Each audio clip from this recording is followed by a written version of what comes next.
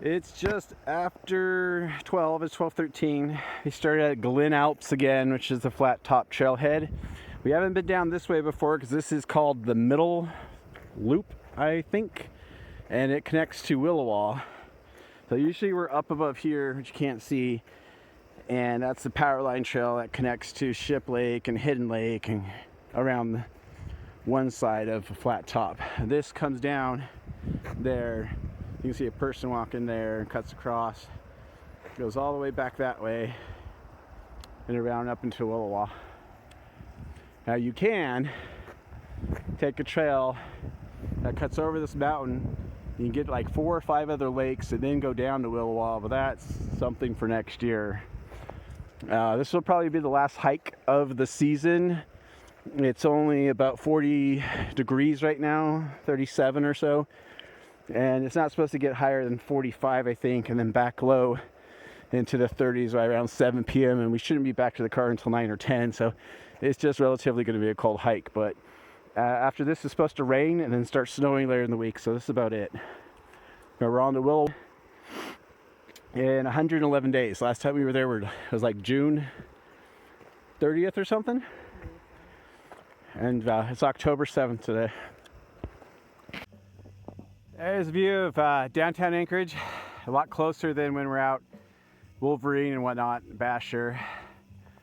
And if you look directly across from us, kind of make an outline of a little building right there in the middle frame. That's where we parked to hit this trail, and we went all the way down, loop back down this thing, and we're about to come around this, and this will go into the same valley where we met up from Basher and into Williwaw proper.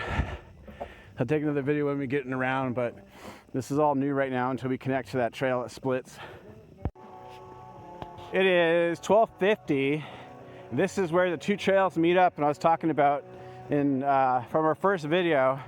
We just passed this coming in from this way and sat down at some wood that's still over there, and it took forever to get here because that's adding like an extra 2 to 3 miles one way. And it's been 48 minutes since we took off and we're here already.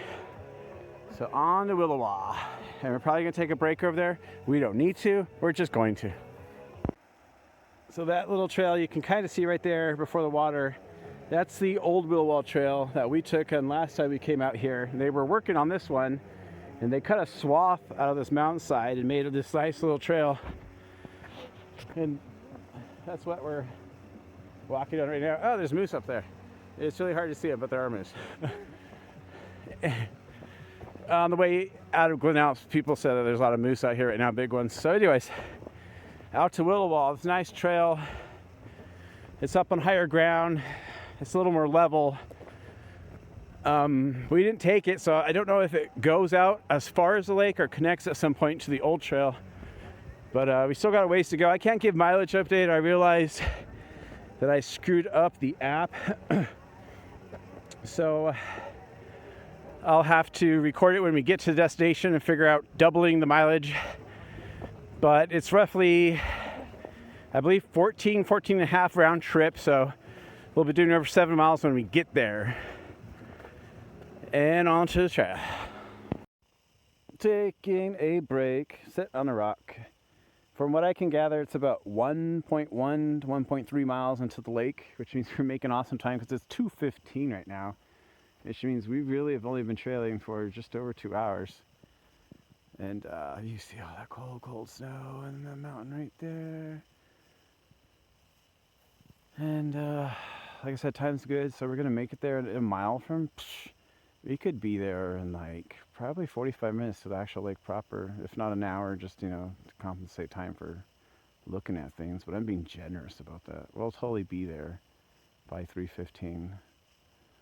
And hopefully I'll get some more video there. I know I will, but all right. I'm just babbling now. Williwaw.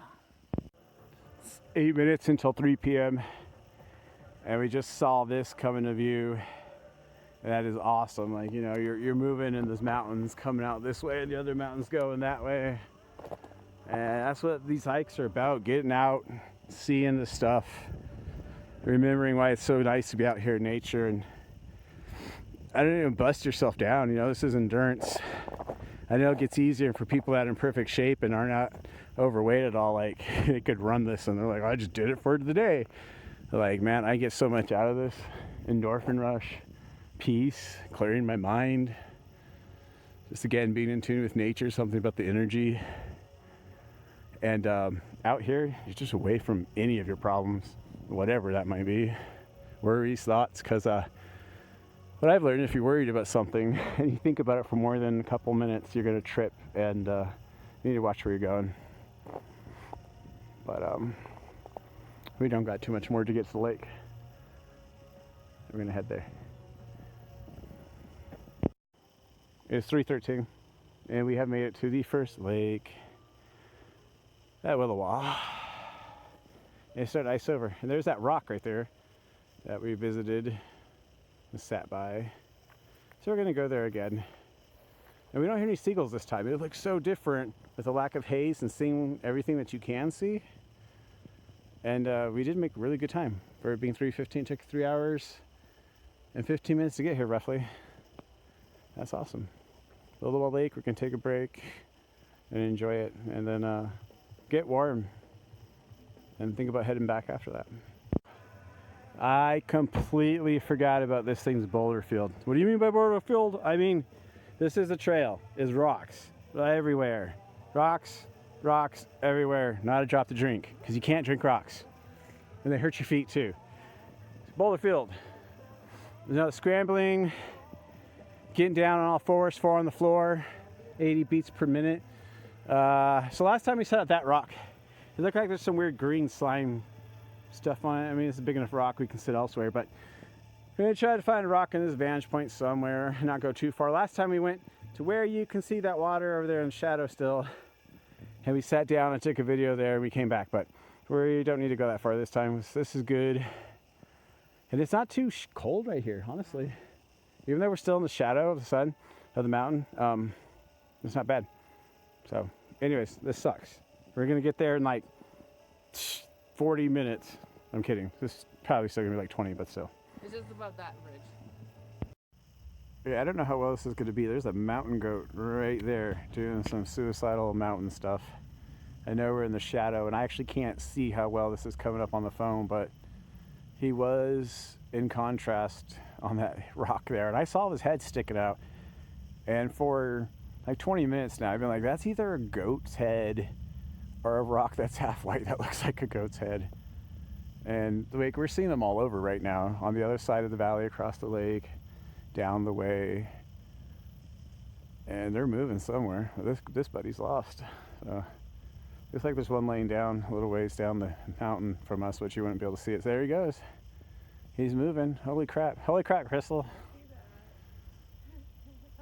Oh, dude. You know how easy this would be if we were goats? They don't even care when they fall. They just get up and walk it off. I'd love that. Ship Lake, walk it off. Tumble, tumble, tumble. At the bottom of the lake now. All right. Well, I don't know how well this is coming, but I can't record a goat. Wait. Yeah, I guess I can record a goat forever. Or a doll sheep, whatever it is, right? Technically, it's either mountain goat, doll sheep. Now we got to look into that. And it's like, huh, that is cool as shit. All right. It's 4:50 p.m. and we've been here, honestly, about an hour and 30 minutes. So we have taken our time to enjoy the lake and the sights, but it is colder than hell. My gloves are wet and my fingers are freezing. And we're gonna go back. And it definitely will be dark before we get to the car, but that's fine. We expected that. We're starting back 30 minutes later, but I think we'll make good time. It was Williwaw, the first lake. Probably the last lake. This is just so damn cold. And then when I say cold, it's been like 39 and below probably all the hike. And that's not even like low balling it. Yeah, it has probably been freezing for a long time right now. So and that's just Alaska. We're used to it. It still sucks though. We're heading back, and if anything cool, I'll record it and do a recap video when we get our total miles and actually record it this time. So I seen a bear on the trail. I seen a moose on the trail. I seen a goat on the trail. I ain't never seen no hoe on a trail. Only in Anchorage. Leaning against the tree. Being a hoe. Lazy hoe.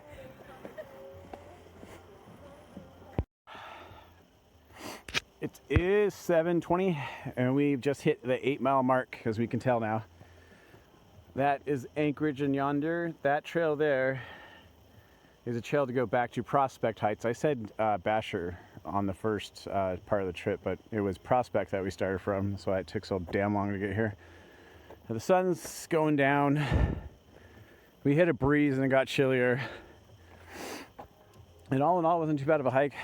Cold sitting there, but wasn't too bad. It wasn't as cold as Rabbit Lake on Thursday. We're getting back towards the parking lot. I would say we got,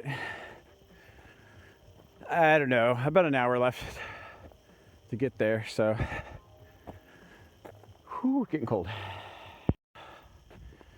It's 8:20. We're about to make it back to the car. We've done just exactly 12 miles. And it's dark. You can see Anchorage. We're up at Flat Top, but that is the quickest we've done 12 miles ever. And pretty spent jazz that it was the last hike. And it was nice to see Williwaw again, but sad that it was the last one too. All right, going home. Tired.